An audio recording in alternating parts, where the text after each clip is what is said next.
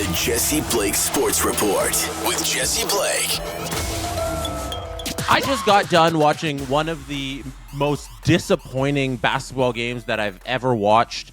It was, I'm sad right now. I'm devastated. I'm caught off guard. I'm shocked. I'm surprised. I'm dumbfounded. I'm at a loss for words to describe the emotions I'm feeling right now after watching Canada lose to France in the quarterfinals of the Paris Olympics. That's what we're talking about here right now. And we need to get into this thing. And for you to understand where it comes from as a Canadian basketball fan, for them to lose this game, it's not this game and this tournament that Canada lost here. Because obviously going into this tournament, you think like, oh, they're in line for a silver medal. You look at this team, second most NBA players amongst any team besides, so they're second after the Americans in terms of NBA players. They have Shai, who was an MVP candidate in the league last year. Dylan Brooks has been fantastic for them. They have Jamal Murray, who we will spend a lot of time just completely blasting in a few seconds here. But going into this tournament, the hopes were so high. But it wasn't just this tournament. This trip to the Olympics for the men's Canadian basketball team was 24 years in the making. The last time Canada's men's team was in the Olympics was 2000 in Sydney. And that year, the expectations weren't high on that team, but especially not as high as were on this team. But they were still expected to do more, and that team ended up placing like 7th in the tourney and not even being close to a medal. So 24 years in the making. They almost made it the last time too. Canada almost qualified last year, or last Olympics in 2021 when they got delayed. But this was the year. That time when they almost qualified last time, it was like, oh, the program's still young. You know, all these guys are up and comers. We're going to have all the NBA players buying in next time. And that's what happened this time. And if you don't even want to say like it's 24 years in the making, because really, if we're talking about winning, which is the whole point of the damn thing of playing sports, it's not the whole point, but it's most of the point. Medaling in the Olympics is most of the point here. If we want to talk about that, this thing really goes back to 1936. Almost 100 years ago. We're coming up on the 100-year anniversary of Canada's men's basketball team medaling in the Olympics. In 1936, Canada placed silver at the Olympics in men's basketball.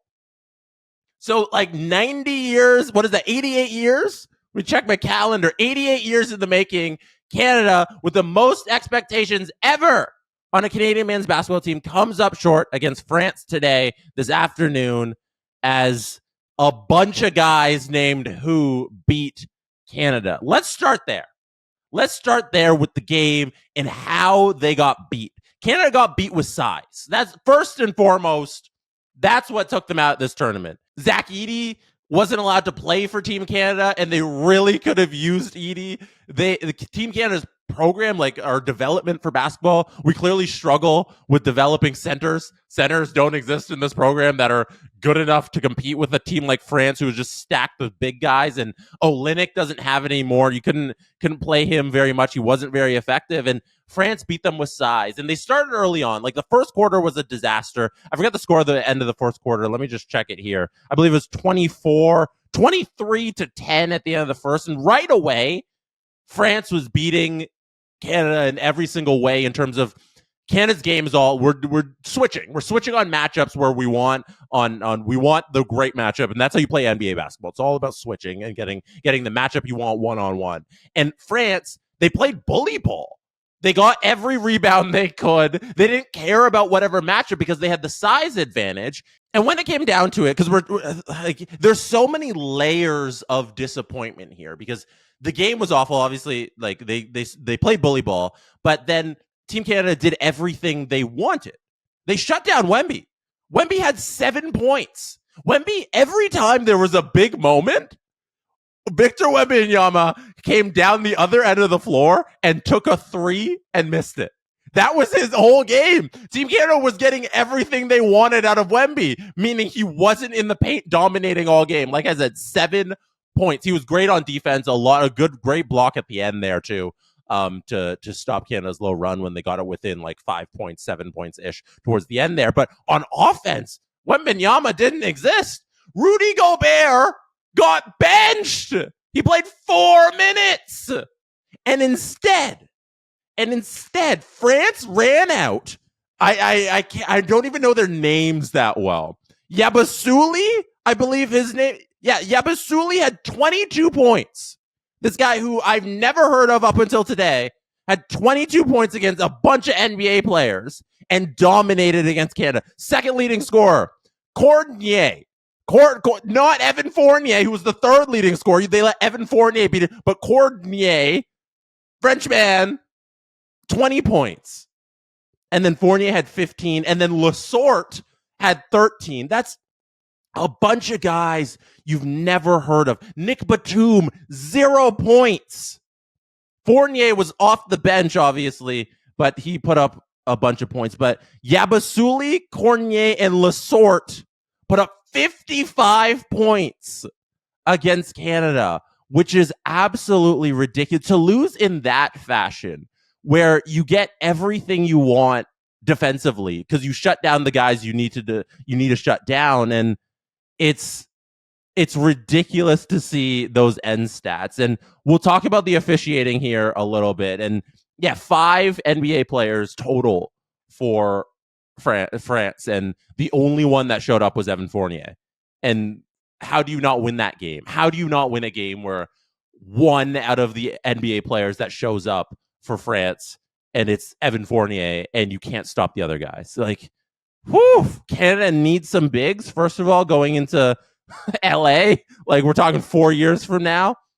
Let's sidebar. That's what adds to the disappointment of losing in the Olympics. Like, it's not just you lost that. I'll come back next season. We got it next year. Like, it's all good. Come back next round. Come back next game. No, this is a 4-year build each and every single time. And now we got to wait another 4 years to see if Canada can break that 24 or 88-year streak of not medaling in men's basketball in the Olympics. So, refereeing. We can't blame the refereeing. The refereeing was horrendous. France got every call that could have gone either way. France was going to get it. I'm pretty sure Victor Wembanyama just goaltended at the end. Like, he did a self pass to himself, and then he just put the ball in the basket, which sealed the game. And I think that's called goaltending. I don't know if the Olympic rules, the FIBA rules are a little different, but I'm pretty sure you can't do that. But yeah, every ticky-tack call was called in France's way, but it led to the matchups of the team. France is a big team with a lot of tall guys. Team Canada is a bunch of smaller gentlemen who are reliant on their ability to switch and score off of one-on-one matchups and all that, and they don't have the big guys. So the smaller guys are going to be fouling the bigger guys a lot more because France took it to them down underneath in the paint, and they dominated that way. So at the end of the day, I thought that the refereeing wasn't great, but I don't think the refereeing was the reason they lost. I feel like that's a fair compromise. The refereeing was like, it would have been nice if it was a little more 50-50. It was definitely 60-40, but it's not the reason Canada lost. Even if the refereeing was perfect, Canada loses that game for a number of reasons, and we've outlined a lot of them. And the main other one is Jamal Murray not showing up in this entire tournament. And who knows if he's injured. They haven't disclosed that Jamal Murray has an injury or whatever, but if you're an NBA champion, you're supposed to be the second best player on this team because we all will default to Shai, obviously the best individual player, but Jamal Murray has been proven to be a very good NBA player, and he didn't really show up these last playoffs. You go back to the playoffs where the Denver Nuggets flamed out in the second round. It was surprising upset by the Minnesota Timberwolves, who knocked them out in the second round, and everyone was like, whoa. Damn, if Jamal Murray had showed up in that series, maybe Denver's in the finals. Maybe they beat Boston or something. Maybe they go on to beat Dallas, and then maybe they beat Boston. Who knows? Jamal Murray didn't show up there.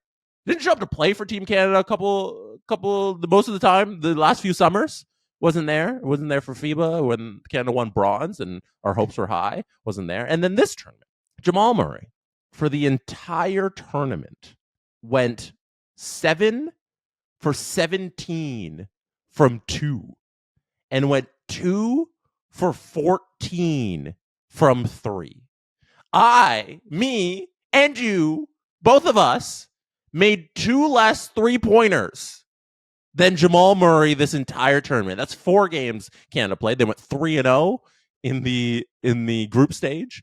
The Olympics have the shot charts available. I have it up on screen here. The amount of shots in close Jamal Murray missed, the amount of times I watched him just dribble the ball and then take a 3 and then miss it and then waste a bunch of shot clock. Nobody gets the rebound. The ball goes the other way. That happened consistently throughout the game. And I don't know what's wrong with Jamal Murray. And I'm all out of answers. And because we haven't been provided a reason for Jamal Murray's struggles, he was just supposed to get it together at some point this entire tournament, but he didn't have it at the end of the playoffs. He didn't have it in these 4 games. I don't know. I have no answer for what the hell is wrong with this player and why he sucked so badly. But he was not good. And the thing that's so disappointing about this is you can't just be like, oh, we'll come back next year. It's 4 years from now. Who knows what Jamal Murray is 4 years from now? But if I'm building this lineup tomorrow, you obviously have no focus on this player at all in a starting role. Like you can't commit for this guy to be a part of this team in a winning formula. He needs a secondary role for this squad. We saw France bench Rudy Gobert. Jamal Murray should have been sat on the bench handing Gatorades with Rudy Gobert. Oh, it's a curious decision to keep running this guy out there when we know he didn't have it.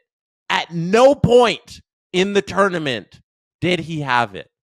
And consistently, he was out there shooting up bricks, which is awful. Shai Gilgeous-Alexander was phenomenal. Like, you couldn't ask more from him. He missed a lot of free throws, but I think a couple of free throws down the stretch there that you wish he would have had. But when you're the only guy going, like RJ Barrett was good too. I thought he was decent. A little too late for when he really got it going, but Shai was just giving it his all. And FIBA, like, those rules are really tiring on a player. Just the lack of breaks, the constant up and down, the hard nature that they play it at. So no notes for Shai. Shai did everything he could to help this team win. It's just the team doesn't have enough. I didn't mention Dillon Brooks. Dillon Brooks being on Team Canada, it's unfortunate because now everybody, like, in the NBA world wants to clown on Dillon Brooks. So then we get residual clowning on as for being Canadians and him being a Canadian. So everybody's kind of happy that Dillon Brooks failed in these Olympics. But I thought Dillon Brooks showed up every game besides this one. I thought he was fantastic, but he was not good against France. No point was Dillon Brooks an effective player. Towards the end, he had like 1 bucket. I think, did he finish with 2 points? Was that his only bucket? Because I remember he got that bucket like late in the 4th. Let me just check if that was his only bucket for the game. Dillon Brooks, 2 points. Yeah. 2 points in 21 minutes for Dillon Brooks. Awful this game. I'll go through some of the. Lou Dort had 8 points. Barrett finished with 16. It wasn't good enough from anybody. And for you to beat a team like France, you need more than Khem Birch and Dwight Powell and Olynyk as big guys. Like, you need more than that. You need more than 2 points from Dillon Brooks. What a devastating loss. I don't know if I have any more to say on it. It really sucks that we got to come back here in 4 years and be like, all right, LA's our time, knowing that it might not be, because this team couldn't get it done here when they should have definitely got it done in a great matchup with France, in a great draw in the bracket where you get France and then Germany and then probably the US in the finals. Like, the silver medal was sitting right there for Team Canada, and they leave Paris with nothing. And that's, it's devastating. So I'm super honored that these NBA players were willing to represent Canada. It's really cool to see that the program is where it's at with the amount of NBA stars that it has. It's going up. It's trending up. They're getting better, but this was a moment that was wasted, 4 years that were wasted from the last Olympics to this one. So I hope next 4 years from now in LA, it's a little different and Team Canada can medal. So we'll see. That's it. Let me know what you think in the comments below. If you're Canadian or not, let me know what you thought about Canada flaming out and all these NBA stars not showing up against France. Let me know what you think on the YouTube comments or on Twitter or wherever you interact with the show. If you like this, hit like on the video or give it 5 stars on your favorite podcast app and hit subscribe on the Jesse Blake Sports Report YouTube channel. That is it for me right now. I'll see you again very soon. Good night from Toronto. And that is how it's done. The Jesse Blake Sports Report with Jesse Blake. Jesse Blake, the guy that likes to hear his name twice in one sentence. Sure, I know him. No, he doesn't have an ego at all.